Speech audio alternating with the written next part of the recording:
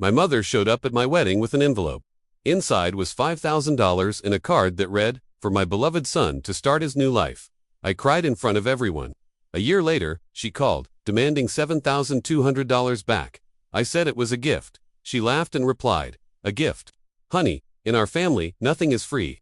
You have 1 week to deposit it. Or I'll tell everyone what kind of ungrateful son you are. I'll post on social media. I'll call your in-laws. I'll go to your workplace. Everyone will know who you really are." I hung up, shaking. My wife asked what had happened. I finally understood. My mother never gave me anything out of love. Everything was always a transaction. And this time, I was going to prove to her that the game had changed. My relationship with my mother was always complicated.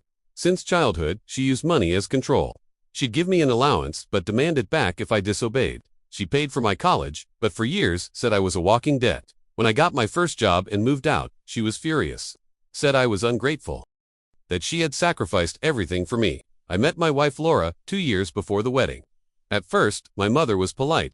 But when we announced our engagement, she changed completely. She criticized everything. Laura's dress, the caterer we chose, even the guest list. Said we were spending money irresponsibly. A week before the wedding, she showed up at our house. Without warning, as always. She sat on the couch and placed an envelope on the table. "I know you're having financial difficulties," she said. "This will help." I looked inside, $5,000 in cash. I was shocked. My mother had never done anything like this. Laura thanked her, moved. I thanked her too, but felt a tightness in my chest. Knowing my mother, this was too strange. On the wedding day, she made a point of announcing the gift in front of everyone. "I gave my son $5,000, she said loudly during dinner. "Because a mother always supports her children, right?" Everyone applauded. I smiled, but inside I knew. This was going to have a price. I just didn't imagine what. The first year of marriage was incredible. Laura and I rented a small apartment, but it was ours. We worked hard, but we were happy. My mother called occasionally, always with passive-aggressive comments. "I hope you're saving money," she'd say. "Life isn't easy. Marriage is expensive." I ignored it, focused on building our life. During that year, I noticed my mother made strange comments the few times she visited. She'd look around the apartment with a smile I couldn't decipher. "You got new furniture, that's good," she'd say. "That couch must have cost about $3,000, right?" Laura thought she was being nice. I knew she was calculating. Until the call came. It was a Tuesday morning. I was at work, in an important meeting with my boss. My cell phone vibrated 3 times in a row. I ignored it. The 4th time, I excused myself and answered. It was her.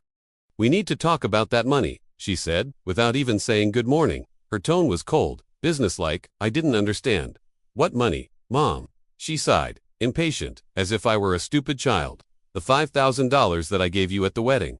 I need it back now." My heart raced. "What do you mean, back?" "It was a gift." I heard her give a short laugh, humorless. "A gift?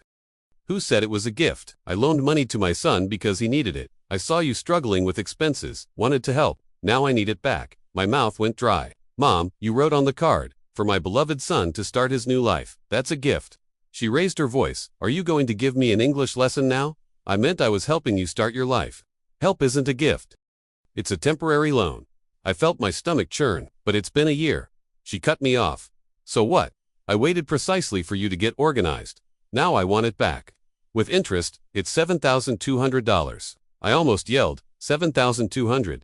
How did you arrive at that number?" She spoke coldly, like a bank manager. "Market interest rates. My son, 4% per year. Normal rate for any financing. You have 1 week to deposit it in my account." I tried to argue, but my voice came out shaky. "Mom, we don't have that money now. We can talk, make an agreement." She laughed again, that cold laugh. "Agreement. The agreement is you pay what you owe. 1 week or everyone will know what kind of person you are. Your workplace, you're in. Laws, your friends, I'll tell them you robbed me. That you took advantage of your own mother. I'll post on every social media platform. I'll call your company's HR. Everyone will know my son is a deadbeat." Before I could respond, she hung up. I stood there in the company hallway, shaking. A colleague passed by and asked if I was okay. I lied and said yes and went back to my desk. I couldn't concentrate the rest of the day. I stared at the computer screen, looking at the numbers on that spreadsheet without understanding anything. I got home that evening, and Laura saw my face. "What happened?" We sat on the couch and I told her everything. She turned white, then red with anger. "She can't do this. It's blackmail. It's extortion." I showed her the card we still kept in a drawer. Laura read aloud, "For my beloved son to start his new life." She looked at me, eyes shining with fury. "This is a gift. It's written right here. Any judge in America would see this as a gift." But I knew my mother. "Laura, she doesn't care about the law. She'll make a scene. She'll destroy my reputation. You don't know her like I know her." Laura held my face with both hands. "Then we'll face it together." But I already felt the weight of shame. What would my boss think? My in-laws, my work friends. I spent 3 days not sleeping properly. I calculated our accounts dozens of times. We had $4,000 in savings. The rest would have to come from the credit card or a loan. Laura insisted, "We're not paying. She's manipulating you. It's what she's always done." But I was afraid, paralyzing fear. Fear of scandal, fear of losing my job, fear of my in-laws thinking I really was an ungrateful son. On the 3rd day, she sent a message. 4 days left. I hope you're getting the money together. Kisses, Mom, kisses, as if it were normal. On the 5th day, my mother began her terror campaign. First, she called my in-laws. My mother-in-law called me right after, her voice confused and worried. "Son, your mother called saying you owe her money." She seemed very upset. I had to sit down and explain everything over the phone. My mother-in-law was silent for a while. She said it was $7,000. "That you refused to pay." I felt anger rising in my throat. My mother had increased the amount in the story. "Mom, she gave $5,000 as a wedding gift. Now she's demanding $7,000, saying it was a loan." My mother-in-law sighed. "I understand, son. I'll talk to your father-in-law. We believe you." But I heard the doubt in her voice. The seed of distrust had been planted. Then my mother went further. She posted on Facebook, "It's sad when you help your children and they turn their backs on you. I loaned money for my son's wedding and now he pretends it was a gift. Says he can't pay, but he has money to go out, to buy new furniture, to live well." And the mother, without the money she loaned. God sees everything. Ingratitude is the worst pain.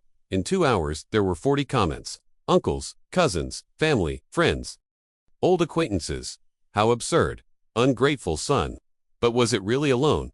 She's an excellent mother, always has been. Some defended me. You don't know the other side of the story. But most were on her side. My cousin sent me a message. "Cuss, pay your mom that money. She's suffering." I tried to explain. She replied, "I don't know. She said you have proof it was a loan."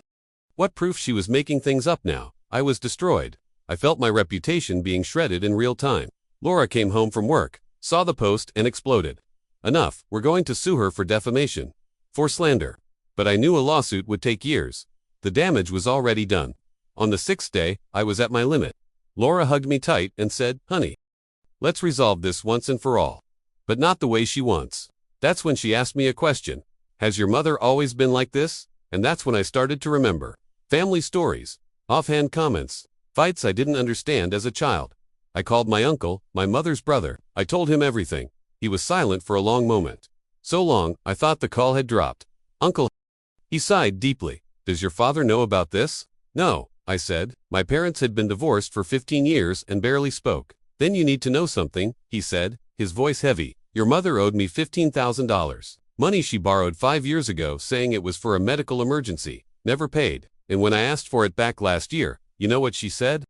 That I had given her that money. That it was a gift between siblings." My blood ran cold. What? That's right. She did exactly the same thing to me. Called me greedy. Said I was a bad person for charging a brother. Stopped talking to me. I lost $15,000 and a sister. My world stopped.